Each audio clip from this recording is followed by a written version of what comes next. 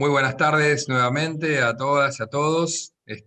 Muy buenas tardes, Enrique, Sergio, José Antonio. De verdad, un placer inmenso poder presentarlos en el marco de este congreso.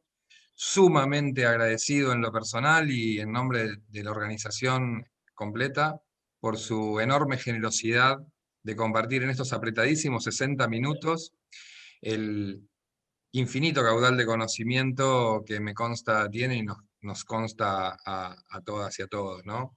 Yo les quiero contar una infidencia a quienes se están sumando. Tengo la suerte, el privilegio de haber estado interactuando con ellos en las semanas previas y haber tenido una clase abierta, personalizada y gratuita. Así que ese privilegio lo disfrutaré siempre. El marco de este espacio tiene como sentido que lo construimos entre los cuatro, explorar un poco la arqueología de los discursos sobre ajedrez educativo. Una arqueología de discursos que muchas veces uno pensará que pueden tener 30, 40, 50 años, y sin embargo, con estos magníficos autores, investigadores, vamos a encontrar varios siglos de discursos que vinculan ajedrez y educación. Los voy a presentar como se merecen, y para eso voy a leer Enrique Arguiñariz, maestro internacional de ajedrez postal y campeón argentino 1978-1980 de esa modalidad. Es un periodista especializado en ajedrez que ha escrito diversos artículos y los libros Panno Magistral y la colección Historia del ajedrez olímpico argentino, este último en coautoría con el maestro FIDE Sergio Negri, a quien presento a continuación. Sergio Negri es maestro FIDE y contador público, investigador en relación al ajedrez con la historia y la cultura, autor de numerosos libros en la materia, articulista, conferencista, acaba de lanzar junto a Enrique su blog, y bueno, por supuesto que el libro está en coautoría no lo vuelvo a mencionar. Nuestro tercer invitado, ponente, José Antonio Garzón, es de España, Sergio y Enrique son de Buenos Aires, Argentina. José Antonio es de Valencia, nativo en Valencia, José Antonio. En la provincia de Valencia, en un pueblo llamado Chelva. Ahí va, buenísimo. Es autora e investigadora en el campo de la historia del ajedrez. Sus libros más trascendentes, En pos del incunable perdido del año 2001 y sobre todo El regreso de Francesc Vicent, la historia del nacimiento y la expansión del ajedrez moderno del año 2005, que fue editado en español y en inglés. En colaboración con Josep Alió y Miquel Artigas, culminó en 2012 el nuevo ensayo de bibliografía española de ajedrez, Nevea.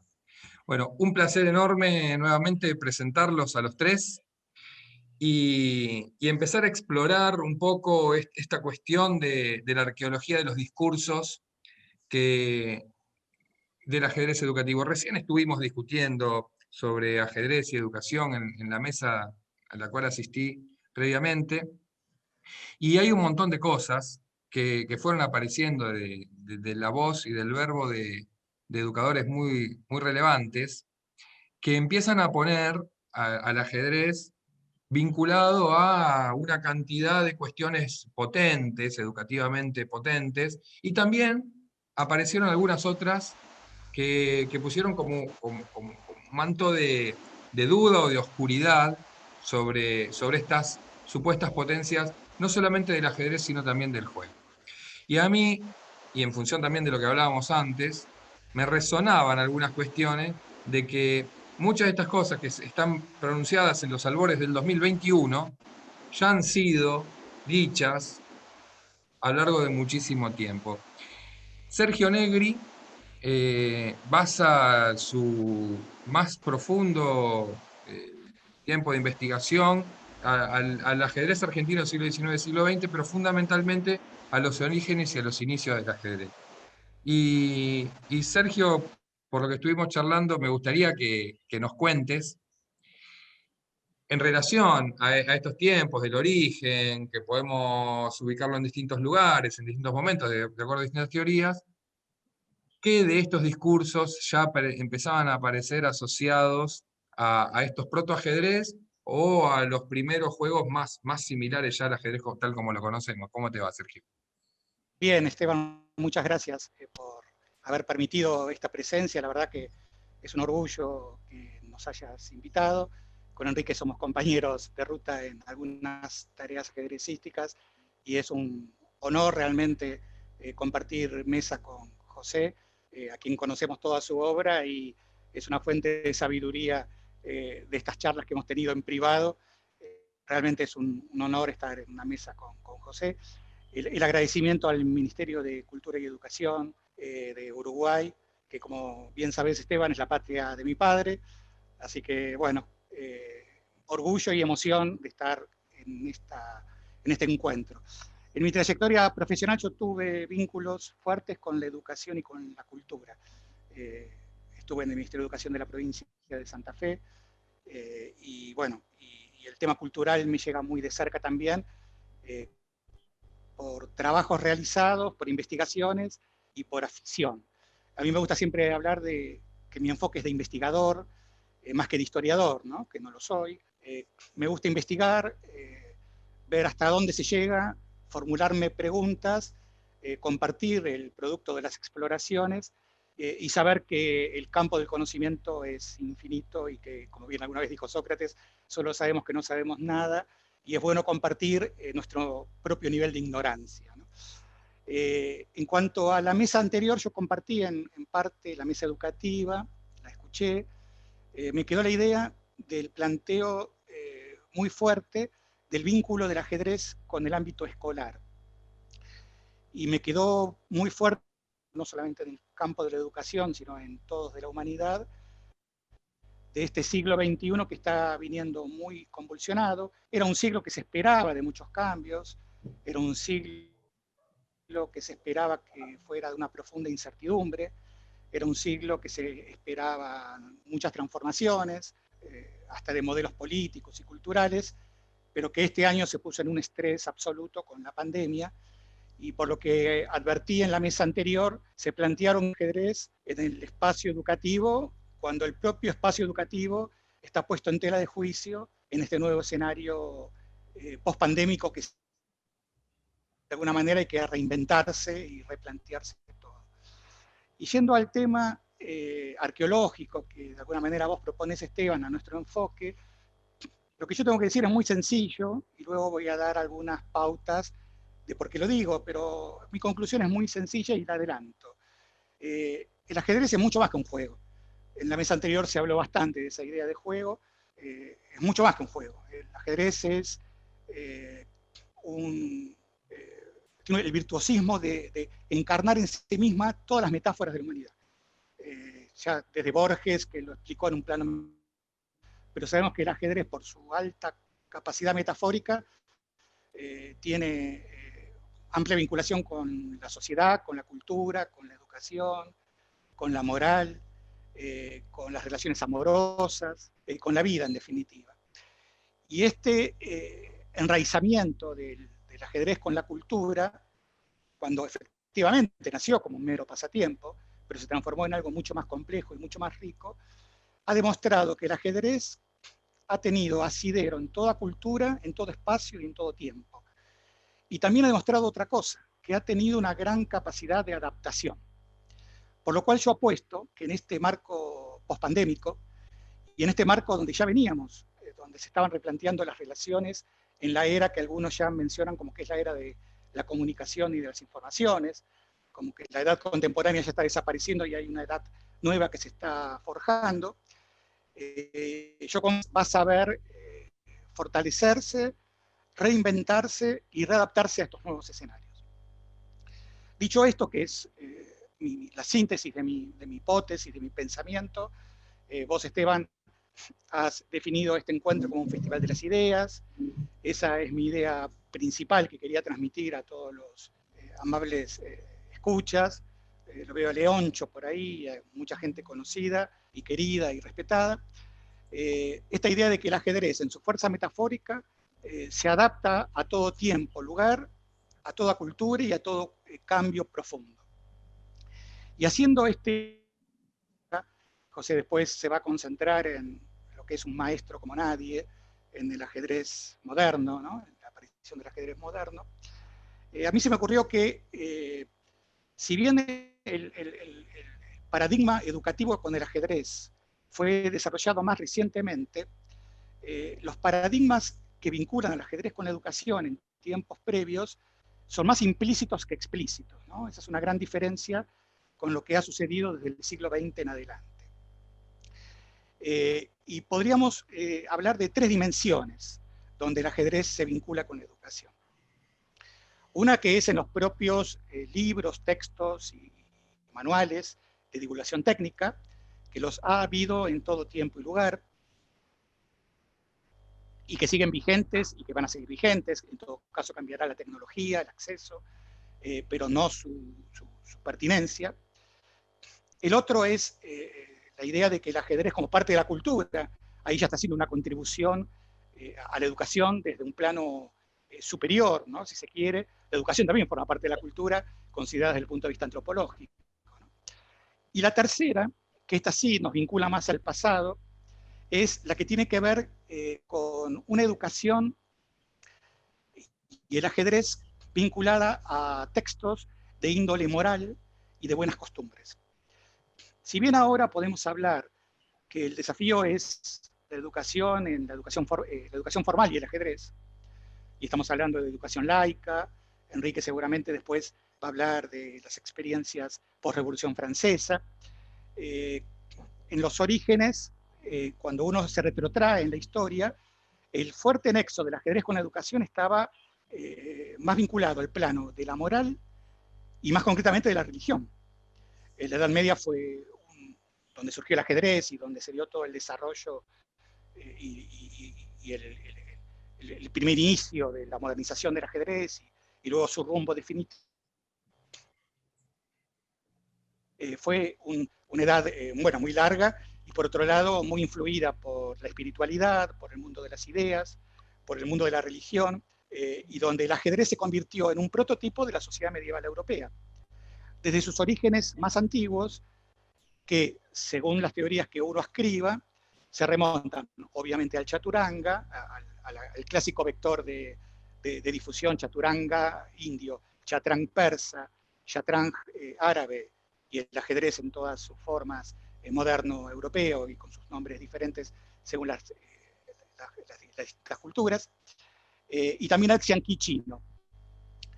Yo traté de buscar qué fuentes podían tener algún vínculo con esta idea de libros técnicos por un lado y de libros que tengan relación con la cultura y con la moral.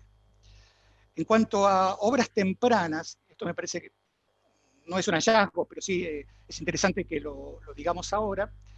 Quizás el primer manual de ajedrez sea nada menos que del año 569 después de Cristo. Estamos en el mundo de China, estamos en el Xiangqi, y hay un libro perdido, como el libro de Vicent, que Garzón sueña y todos soñamos que alguna vez se encuentre, pero ya bastante con toda la tarea de recopilación y de reconstrucción que ha hecho el maestro. Hay un libro que se llama Xianxing, que literalmente significa Manual del Juego Xiang. Si bien el texto está perdido, ya del propio nombre podemos discernir que era un libro de didáctica del ajedrez, ¿no? Hay un prólogo que existe, está en versión en inglés, se puede conseguir. Yendo al chaturanga, el primer texto que logré descubrir que tiene que ver con lo didáctico es un texto del poeta Rudrata del año 875, donde ya se mencionan las piezas. El caballo, el elefante, ¿no? Bueno, el alfil en esa época era el elefante. Y lo interesante de Rudrata, para los que están más en el ámbito del ajedrez, que fue el primero en desarrollar la idea del movimiento del caballo recorriendo las 64 casillas del tablero, ¿no? ¿En qué año dijiste? Discúlpame, Sergio. Nada menos que en el 875, estamos hablando del siglo IX. O sea que este problema que nosotros en la escuela presentamos muchas veces como el problema de Euler, es de Rudrata. Es del año 875. Perfecto. Siempre con las fechas hay que ser un poquito cuidadosos, ¿no? Pero, sí, pero aproximadamente, cerca de... siglo IX. Pero acá de alguna manera Esteban vas a un punto en forma implícita que a mí me interesa también siempre desarrollar. Muchas expresiones de la cultura provienen de la India, fueron procesadas por los persas primero y por el mundo musulmán después, y luego entraron con fuerza en Europa y fueron obviamente readaptadas. José, en una charla privada que hemos tenido, habló que, por ejemplo, el Bonus Socius, el famoso texto italiano, que es de la Edad Media, recoge, bueno, ahora vamos a ir, el producto de algunos manuales del mundo musulmán. Hay otro texto que a mí me interesa mencionar, el Chaturanga, que este es del siglo XII. En la India los textos donde hablan del Chaturanga son más bien tardíos. Es un defecto de la cultura india, su tradición es más verbal que escrita, y el hecho de que el Chaturanga sea el origen del ajedrez y que haya ingresado en el siglo VI a las afueras de Ctesifonte, a la capital del Imperio Sasánida, lo sabemos por fuentes persas y musulmanas y no por fuentes indias, ¿no? Bueno, hay un texto que se llama La actualización de la mente, que es del siglo XII, donde es un texto ya más técnico del Chaturanga, donde habla de las piezas y de las disposiciones con las cuales se puede iniciar la partida. La idea de las tabiyat de los musulmanes ya estaba en el Chaturanga también. Al mundo musulmán, pero no, viene también de la India. Yendo a Persia, en el Chatrang, hay un texto que no tiene datación, estamos hablando de manuscritos, ¿no? La imprenta estaba lejos de haber llegado, con lo cual las fechas muchas veces son confusas. Los episodios que narra son del siglo VI después de Cristo, y se cree que el texto es no posterior al siglo IX, probablemente sea del siglo VIII, del siglo VII, y es un libro que, bueno, tiene un nombre en persa que obviamente no me voy a animar a intentar pronunciar, pero llevado a nuestro idioma castizo, sería la explicación del ajedrez y la invención del nard. El nard es el backgammon, ¿no? Que después evoluciona en el backgammon, que es un juego típicamente persa, pero bueno, los persas lo toman como un juego propio. Cuando recibieron de los indios el ajedrez, ellos a su vez generaron el nard, el backgammon, ¿no? Pero los que hicieron la fortaleza más grande en cuanto al trabajo técnico de divulgación y de estudio del ajedrez, obviamente fueron los musulmanes. Ellos, por un lado, son los que lo estudian por primera vez en forma científica. Hasta ahora era un juego, era un pasatiempo. Ellos lo empiezan a estudiar en forma científica, desarrollan la idea del mejor jugador del sultanato, al cual contratan, y desarrollan un montón de trabajos vinculados al ajedrez y plasman en textos, ¿no? En manuscritos. Los grandes jugadores que eran contratados por los sultanes se los llamaba Nadim, eran los compañeros de los sultanes. Nadim en el mundo musulmán es una palabra que tiene connotaciones de casi como de compinche. No sé cómo se dirá en España, pero en el Río de la Plata hablamos de compinche, ¿no? De persona con la cual compartir muchas cosas, ¿no? Bueno, los grandes ajedrecistas de cada tiempo escribieron sus respectivos manuales. El primero fue Al-Adli, en el año 842, se llama el libro del ajedrez, Kitab ash-Shatrang, ¿no? Luego lo mismo viene a ser Ar-Razi, que es su sucesor, Al-Suli, que es probablemente el mejor jugador del mundo musulmán, publica un libro que se llama Kitab ash-Shatrang, tenía 2 volúmenes, así que vemos ahí un buen nivel de desarrollo.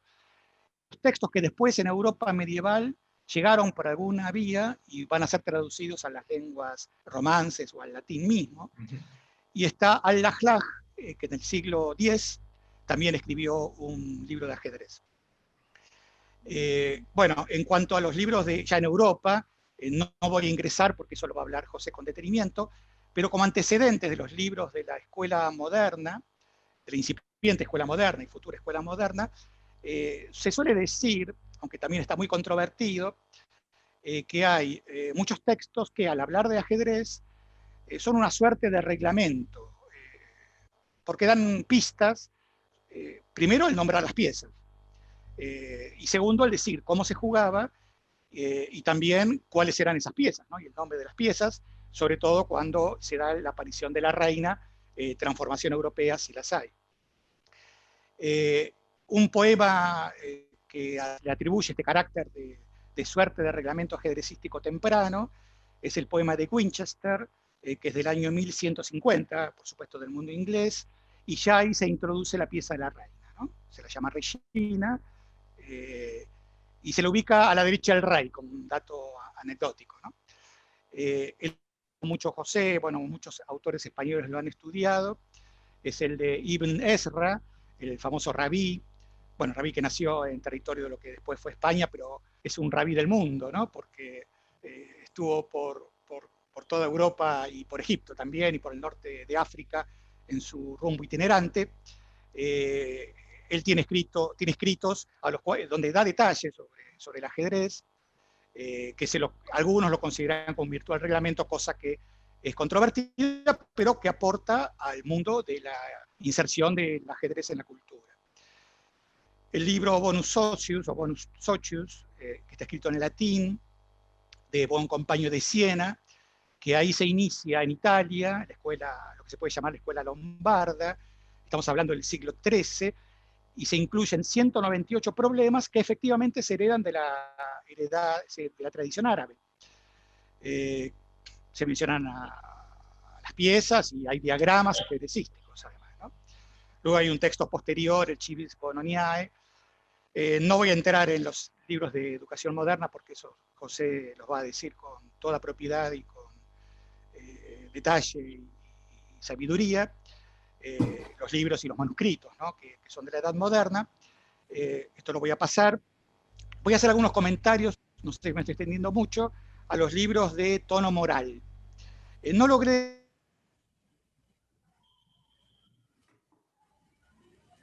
Bueno, esto es normal porque era por ahora simplemente un juego. Pero ya en el mundo persa, recuerden que el ajedrez ingresa en el mundo persa en el siglo VI, y recuerden que en el siglo VII los árabes ya invaden el imperio, pero la cultura persa, lejos de desaparecer, se integra y fluye dentro de la propia cultura musulmana. Hay un texto del siglo IX, o sea que con dominación musulmana, pero que es de la cultura persa, que se llama el Libro de los Buenos Modales. Y acá introduce la idea, no es un libro de ajedrez, ¿no? Es un libro donde, generalmente cuando se habla de los buenos modales, se refiere a cómo tienen que comportarse los connotados hombres y mujeres, sobre todo hombres, ¿no? Son sociedades más bien machistas, los hombres que forman parte de las cortes musulmanas, ¿no? Esto después en Europa va a ser la tradición de la educación de los caballeros. Estamos por ahora en el mundo persa, en el mundo musulmán. Y este libro de los buenos modales, que es del siglo IX, tiene una frase hermosa que dice que en el ajedrez el vencedor gana a través de la sabiduría, al tener el conocimiento esencial de la guerra sin armas. Esta idea del ajedrez como modelo de guerra, ¿no? Que después está en tantos textos europeos y que es la tradición original del chaturanga, ¿no? Los 4 angas, las 4 fuerzas del ejército indio, ¿no? Pero, discúlpame, Sergio, ahí incluso se introduce la idea de la sabiduría y de la inteligencia, me parece, está resonando la cuestión de la inteligencia, contrastando con la idea de los juegos de azar, ¿no? Que eran los Totalmente. juegos que también se prohibían en el mundo musulmán. Está muy bien lo que decís, Esteban. ¿Y por qué es esto? Porque no nos olvidemos que los protoajedrez, que son previos, ¿no?, a nuestro juego, nacieron con el dado. O sea, el ajedrez, el chaturaji, tenían el dado. Y el dado siguió estando incluso hasta los inicios, según algunas crónicas, de su ingreso. Bueno, no nos olvidemos que los musulmanes estuvieron en el territorio español hasta nada menos que el siglo XV, ¿no? En Sicilia estuvieron. Entonces la idea esta del dado estaba asociada